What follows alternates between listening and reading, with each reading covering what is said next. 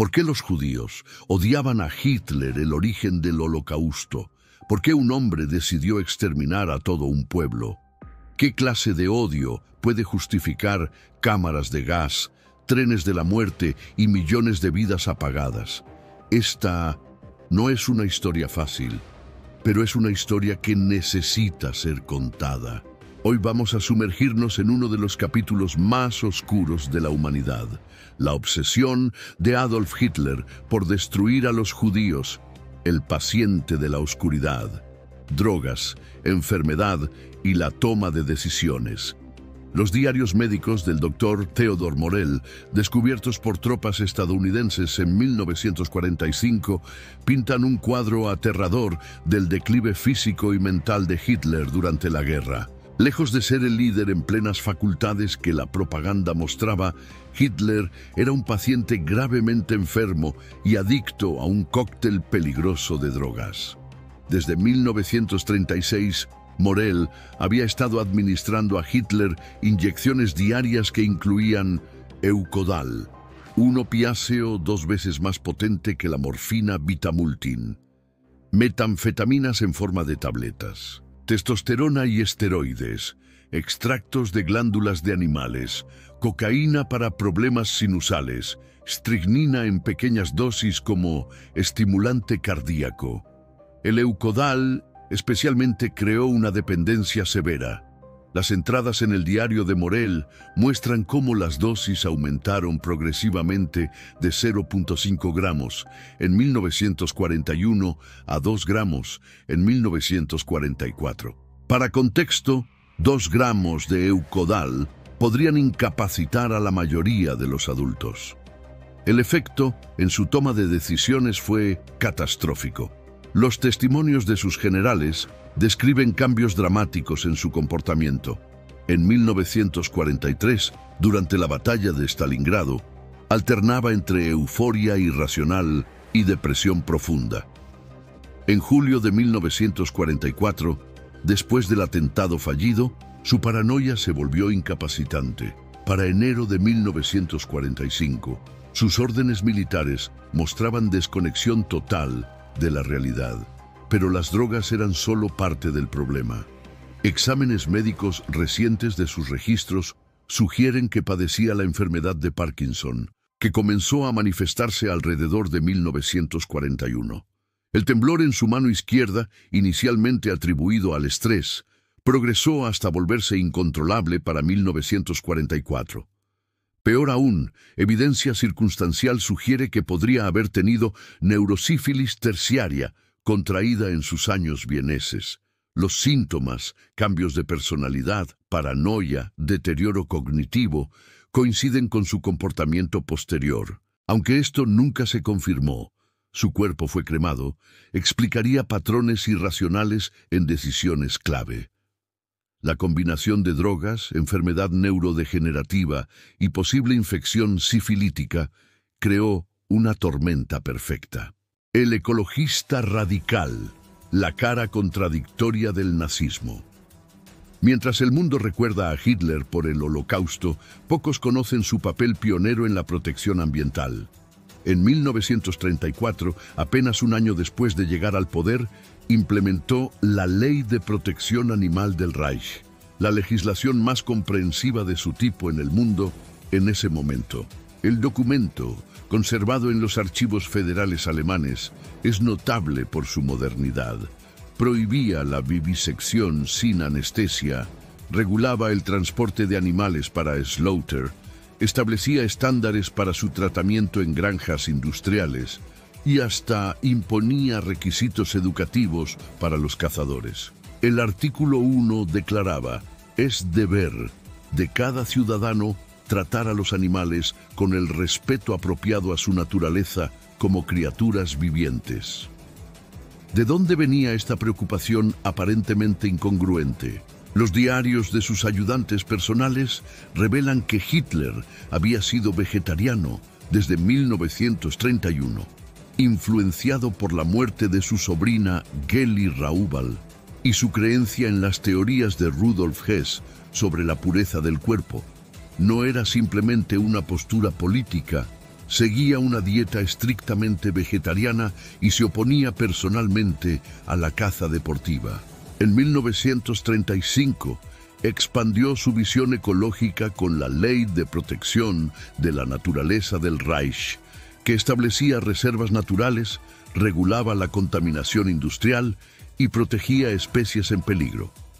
El concepto de Umweltschutz, protección ambiental, se integró en la ideología nazi como parte de su visión de una Alemania pura y natural. El arquitecto Albert Speer recordaba en sus memorias cómo Hitler pasaba horas discutiendo el diseño de ciudades verdes, con espacios amplios para parques y jardines. Quería que cada trabajador alemán tuviera acceso a la naturaleza, escribió Speer. Veía la contaminación industrial como una enfermedad que corrompía el alma alemana.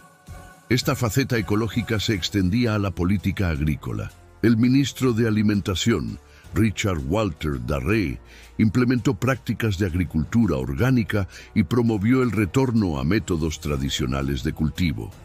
Las políticas incluían rotación de cultivos, prohibición de ciertos pesticidas y protección de bosques antiguos.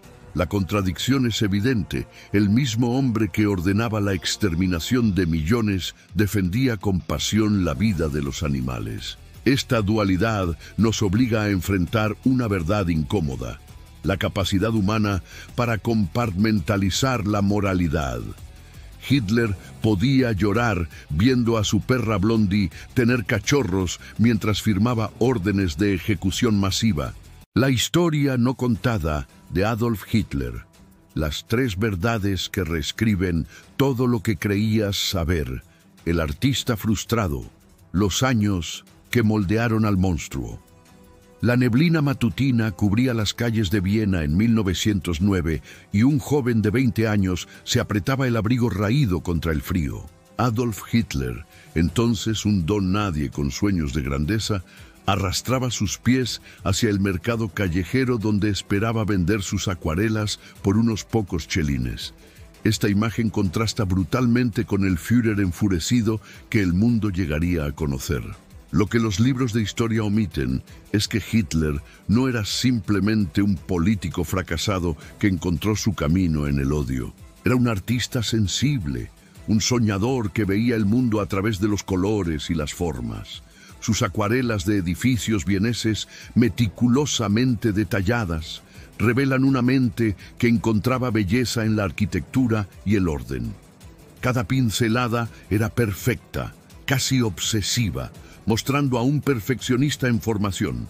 El primer rechazo de la Academia de Bellas Artes de Viena en 1907 fue un punto de inflexión que pocos historiadores exploran en profundidad. Los examinadores escribieron en su evaluación: muestra talento para la arquitectura, pero sus figuras humanas carecen de vida. Esta crítica aparentemente inocente caló hondo en el joven Hitler. Sus dibujos de personas efectivamente parecían estáticos, como si no comprendiera completamente la naturaleza humana. Durante sus años en Viena, Hitler no era el antisemita radical que luego sería. De hecho, vendía sus pinturas principalmente a comerciantes judíos y tenía relaciones cordiales con ellos. Samuel Morgenstern, un comerciante judío, fue uno de sus principales compradores. En sus memorias no publicadas, Morgenstern describía a Hitler como un joven callado pero intenso, obsesionado con la pureza del arte gótico alemán. La pobreza extrema que experimentó entre 1909 y 1913 fue otro factor formativo crucial. Durmiendo en albergues para homeless y comiendo en comedores de caridad, desarrolló un resentimiento profundo contra la sociedad burguesa que lo rechazaba. Sus pinturas de este periodo muestran un cambio sutil pero significativo. Los colores se volvieron más oscuros, las líneas más duras, como si su visión del mundo se estuviera nublando. La historia no contada de Adolf Hitler. Las tres verdades que reescriben todo lo que creías saber. La Primera Guerra Mundial marcó otra transformación. Como mensajero en el frente occidental, Hitler encontró por primera vez un sentido de pertenencia. Sus compañeros lo describían como solitario, pero extraordinariamente valiente. Recibió la Cruz de Hierro, una distinción que llevaría con orgullo el resto de su vida. Es significativo que sus superiores notaran su devoción casi mística por Alemania, pero también su tendencia a aislarse y pasar horas dibujando escenas del frente. Las lecciones incómodas. ¿Por qué esta historia importa? Hoy estas verdades ocultas no son meramente curiosidades históricas. Nos obligan a confrontar preguntas profundas sobre la naturaleza humana, el mal y cómo procesamos la historia.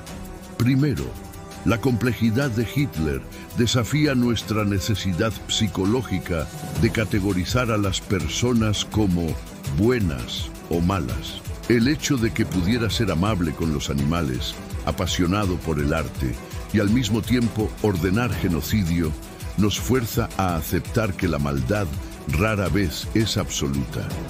Surge de elecciones graduales, racionalizaciones y la capacidad humana para compartimentalizar. Segundo, su historia nos advierte sobre los peligros del trauma no procesado. El joven Hitler acumuló heridas, el rechazo artístico, la pobreza humillante, las experiencias traumáticas de guerra. Sin mecanismos saludables para procesar estas experiencias, su raíz se convirtió en un odio que eventualmente envolvió al mundo. Tercero, la dependencia de drogas plantea preguntas incómodas sobre el liderazgo mundial. ¿Cuántas decisiones históricas se han tomado bajo influencia de sustancias? ¿Cómo monitoreamos la salud mental y física de nuestros líderes? Finalmente, la efectividad de la propaganda de Goebbels nos alerta sobre los peligros de la simplificación mediática moderna. En la era de las redes sociales, estamos quizás más vulnerables que nunca a narrativas reduccionistas que convierten figuras complejas en caricaturas unidimensionales. Conclusión: más allá del bien y del mal. La historia completa de Adolf Hitler no es una excusa, sino una advertencia. Nos muestra que el mal no es un fenómeno supernatural que habita en monstruos, sino una posibilidad humana que surge de circunstancias, elecciones y fracasos morales acumulativos. Al enfrentar la complejidad de figuras históricas como Hitler, no minimizamos sus crímenes, sino que nos armamos contra su repetición. Comprender cómo un artista sensible puede convertirse en un arquitecto de genocidio es quizás la lección más importante que la historia nos puede ofrecer. Porque en última instancia, reconocer la humanidad de Hitler no es redimirlo, es reconocer que el potencial para el mal existe en la condición humana misma y que solo mediante la comprensión de sus raíces podemos esperar prevenirlo en el futuro. La verdad histórica, por incómoda que sea, sigue siendo nuestra mejor defensa contra la repetición de sus peores errores. ¿Y si te dijera que la historia que conoces sobre Adolf Hitler es solo el 10% de la verdad? Durante años investigué archivos clasificados y hoy revelaré las 3 verdades más impactantes que los libros de historia ocultan deliberadamente. Y la número 2 te hará cuestionar todo lo que creías saber. Verdad 1. Hitler amaba el arte más que el poder. En 1907, un joven Adolf fue rechazado no una, sino 2 veces de la Escuela de Arte de Viena. ¿Sabías que vendía sus pinturas para sobrevivir en las calles?